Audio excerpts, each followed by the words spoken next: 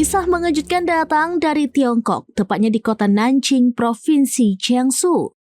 Seorang pria bernama belakang Xiao, 38 tahun, belum lama ini diamankan polisi karena menyamar sebagai perempuan.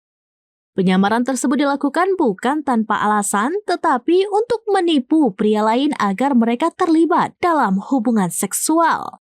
Yang lebih mengejutkan, semua aksi seksual dengan sesama jenis itu direkam secara diam-diam tanpa sepengetahuan para korbannya.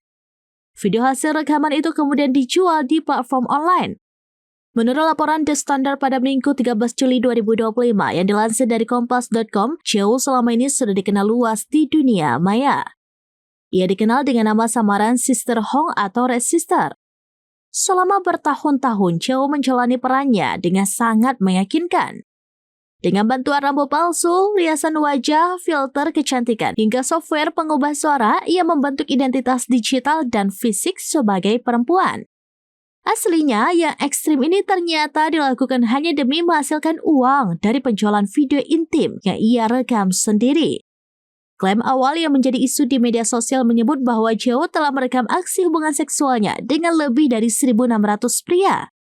Meski begitu, pihak berwenang menyampaikan bahwa jumlah tersebut mungkin dibesar-besarkan.